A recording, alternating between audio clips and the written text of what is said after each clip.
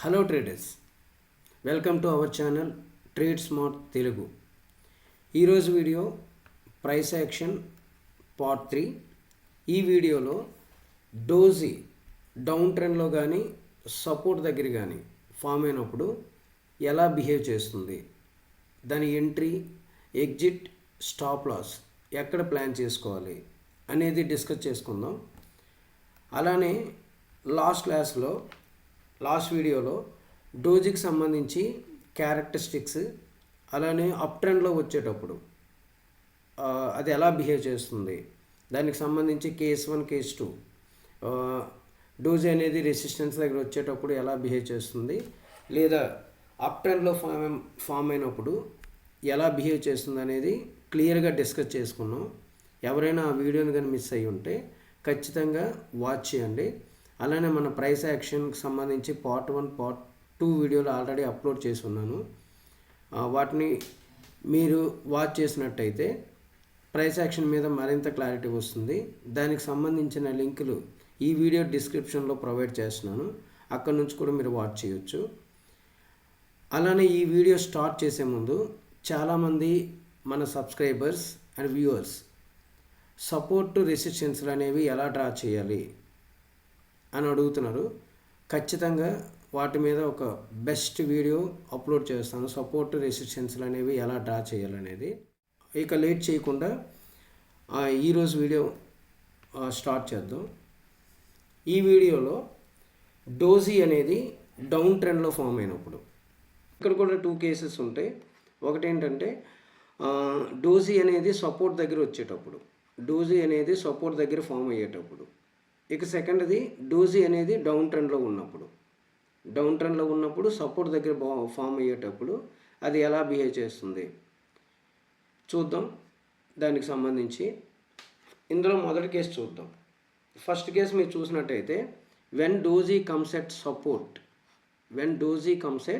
Support, దీంట్లో చూడండి, support దగ్గర కానీ డోజీ కానీ ఫామ్ అయినట్టయితే మనకి ఏంటి కన్ఫర్మ్ అయిపోతుందంటే అప్ ట్రెండ్ అనేది కన్ఫర్మేషన్ తీసుకోవచ్చు. ఒకవేళ అప్ ట్రెండ్ కానీ కన్ఫర్మ్ అయితే మనం బై ఎంట్రీ అనేది ఎక్కడ ప్లాన్ చేసుకుంటామంటే డోజీ క్లోజింగ్ ప్రైస్ దగ్గర ప్లాన్ చేసుకుంటాం. అలాగే టార్గెట్ అనేది నెక్స్ట్ రెసిస్టెన్స్ పెట్టుకుంటాం. అలాగే స్టాప్ లాస్ అనేది డోజీ లో ప్రైస్ దగ్గర తీసుకుంటాం. చూడండి, మీకు క్లియర్గా ఎక్స్ప్లెయిన్ చేస్తాను. ఇక్కడ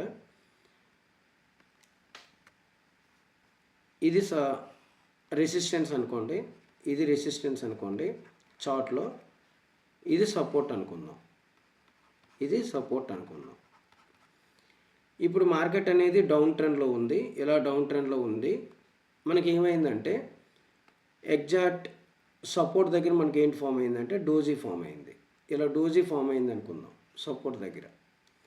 ఇప్పుడు డోజీ ఫామ్ అయినప్పుడు మనం ఏంటి కన్ఫర్మేషన్ తీసుకుంటామంటే మార్కెట్ అనేది ఇంతవరకు డౌన్ ట్రెండ్లో ఉంది, అప్ ట్రెండ్ వైపు మూవ్ అవుతుందని అనుకుందాం. దీన్నే ట్రెండ్ రివర్సల్ ఏరియా అని చెప్తాం.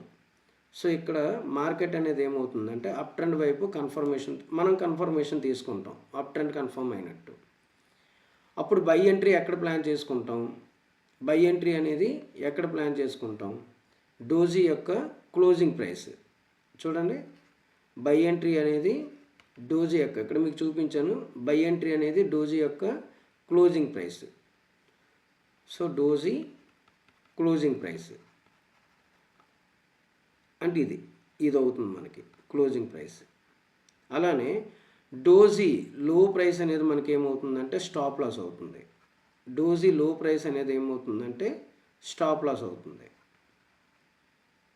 క్లియరా? ఇప్పుడు టార్గెట్ ఏమవుతుంది? నెక్స్ట్ రెసిస్టెన్స్ అవుతుంది. ఇది మనకి ఏమవుతుందంటే టార్గెట్ అవుతుంది. క్లియర్? ఎప్పుడైతే డోజీ అనేది మనకి సపోర్ట్ దగ్గర ఫామ్ అవుతుందో అప్ ట్రెండ్ వైపు కన్ఫర్మేషన్ తీసుకోవచ్చు. అప్పుడు doji closing price, doji open close రెండు ఒకటే. సో డోజీ క్లోజింగ్ ప్రైస్ అనేది మనం ఏం తీసుకుంటామంటే బై ఎంట్రీ ప్లాన్ చేసుకుంటాం, అంటే ఎంట్రీ తీసుకుంటాం బై టు సెల్ వైపు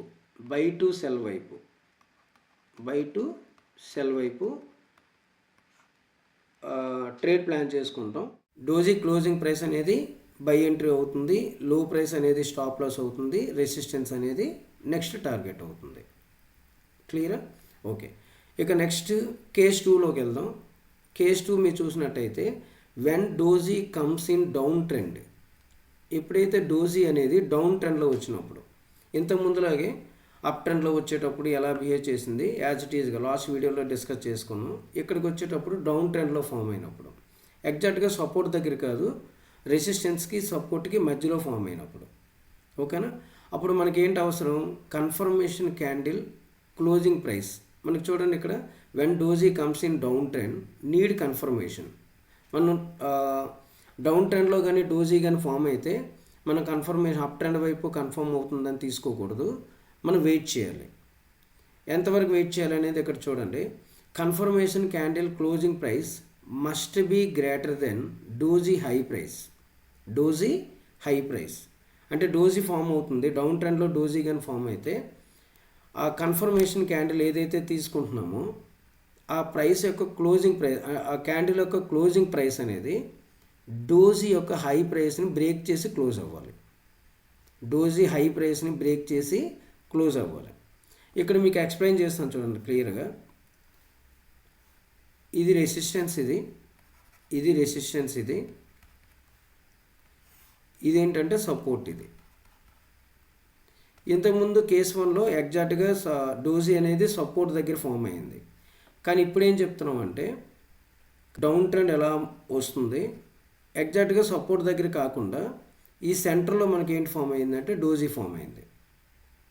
ఈ రెండింటికి మధ్యలో ఎక్కడైనా సరే, ఈ రెండింటికి మధ్యలో ఎక్కడైనా సరే డౌన్ ట్రెండ్లో ఉన్నప్పుడు సపోర్ట్ దగ్గర కాకుండా ఇంకెక్కడైనా ఫామ్ అయింది అనుకోండి డౌన్ ట్రెండ్లో, అప్పుడు మనం కన్ఫర్మేషన్ కోసం వెయిట్ చేయాలి. ఆ కన్ఫర్మేషన్ అనేది ఎలా తీసుకుంటాం? ఏ క్యాండిల్ అయితే నెక్స్ట్ క్యాండిల్ అనేది ఇది డోజీ యొక్క హై ప్రైస్, ఇది డోజీ యొక్క హై ప్రైస్, ఇది డోజీ యొక్క లో ప్రైస్. ఇది ఏ క్యాండిల్ అయితే డోజీ యొక్క హై ప్రైస్ని బ్రేక్ చేసి ఇలా బ్రేక్ చేసి క్లోజ్ అవ్వాలి, పైన క్లోజ్ అవ్వాలి. అంటే ఈ క్యాండిల్ యొక్క క్లోజింగ్ ప్రైస్ అనేది డోజీ యొక్క హై ప్రైస్ కన్నా ఎక్కువగా ఉండాలి. అప్పుడు ఇది మనకి ఏమవుతుందంటే కన్ఫర్మేషన్ క్యాండిల్ అవుతుంది. అప్పుడు ఏదైతే క్లోజింగ్ ప్రైస్ వస్తుందో కన్ఫర్మేషన్ క్యాండిల్ అనేది అది మనకి ఎంట్రీ అవుతుంది. డోజీ లో ప్రైస్ అనేది మనకి స్టాప్ లాస్ అవుతుంది.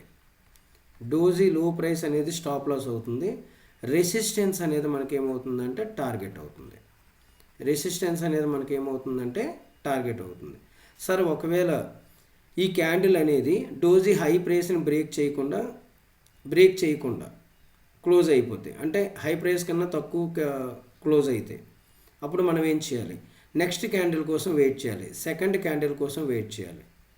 ఫస్ట్ క్యాండిల్ కానీ క్లోజ్ చేయకపోతే, అంటే హైని బ్రేక్ చేసి క్లోజ్ చేయకపోతే సెకండ్ క్యాండిల్ కోసం వెయిట్ చేయాలి. ఒకవేళ సెకండ్ క్యాండిల్ కూడా బ్రేక్ చేయకుండా, డోజీ హై ప్రైస్ని బ్రేక్ చేయకుండా క్లోజ్ అయిపోతే అప్పుడు థర్డ్ క్యాండిల్ కోసం వెయిట్ చేయాలి. అప్పుడు ఈ 3 క్యాండిల్లో ఏదైతే, even first candle, second candle, third, ఏది ఫస్ట్ అయితే అది. యాక్చువల్ ఫస్ట్ క్యాండిల్ అనేది డోజీ హై ప్రైస్ని బ్రేక్ చేసి క్లోజ్ చేసింది అనుకోండి, అదే మన కన్ఫర్మేషన్ క్యాండిల్.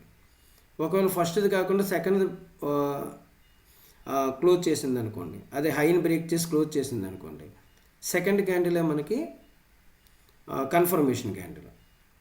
ఇక సెకండ్ది కాకుండా మూడోది క్లోజ్ చేసింది అనుకోండి, హైని బ్రేక్ చేసి క్లోజ్ చేసింది అనుకోండి, ఇక మూడో క్యాండిలే మనకి ఏమవుతుందంటే కన్ఫర్మేషన్ క్యాండిల్ అవుతుంది. సరే, ఒకవేళ మూడో క్యాండిల్ కూడాను డోజీ హై ప్రైస్ని బ్రేక్ చేయకుండా క్లోజ్ అయిపోతే మనం ఇక వెయిట్ చేయం, డౌన్ ట్రెండ్ అనేది కంటిన్యూ అవుతుంది. అప్ ట్రెండ్ వైపు మనం కన్ఫర్మేషన్ ట్రేడ్ ప్లాన్ చేసుకోం, కన్ఫర్మేషన్ కూడా తీసుకోం. చూడండి, దానికి సంబంధించిన పాయింట్స్ ఇక్కడ ఇచ్చాను. Confirmation candle closing price must be greater than doji high price. Can check up to 3 candles వరకు మనం చెక్ చేయొచ్చు. ఇక్కడ బై ఎంట్రీ అనేది ఎక్కడ ప్లాన్ చేసుకుంటామంటే కన్ఫర్మేషన్ క్యాండిల్ యొక్క క్లోజింగ్ ప్రైస్ అనేది టార్గెట్ అనేది మనకి నెక్స్ట్ రెసిస్టెన్స్ అవుతుంది. అలాగే స్టాప్ లాస్ అనేది డోజీ లో ప్రైస్ అవుతుంది. లో ప్రైస్ అవుతుంది. మీకు అర్థమైందని అనుకుంటున్నాను. దీనికి సంబంధించి నెక్స్ట్ వీడియోలో మరొక క్యాండిల్ కోసం డిస్కస్ చేసుకుందాం. సపోర్టు రెసిస్టెన్స్లు తెలిసిన వారు ఒకసారి బ్యాక్ టెస్ట్ చేయండి. ఇది వర్కౌట్ అవుతుందా లేదా అనేది తప్పకుండా కామెంట్ చేయండి. అలానే నేను పెట్టే ఈ ఎఫర్ట్స్, నేను పెట్టే ఈ కంటెంట్ అనేది మీకు నచ్చినట్టయితే ఖచ్చితంగా లైక్ చేయండి, షేర్ చేయండి. ఈ వీడియోను మొదటిసారి చూస్తున్నట్టయితే కొత్తగా చూస్తున్నవారు తప్పకుండా సబ్స్క్రైబ్ చేసుకోండి. అలానే ఎక్కువ చాలామంది వ్యూయర్స్ చూస్తున్నారు, సబ్స్క్రైబ్ కూడా చేసుకుంటున్నారు, కానీ లైక్స్ చేయట్లేదు. మీరు ఎన్ని లైక్స్ కానీ చేసినట్టయితే ఈ వీడియో అంతమందికి రీచ్ అవుతుంది, ఎక్కువ మందికి రీచ్ అయ్యే ఛాన్సెస్ ఉంటుంది. సో చూసేవాళ్ళు ఖచ్చితంగా లైక్ చేస్తారని కోరుకుంటున్నాను. Thank you.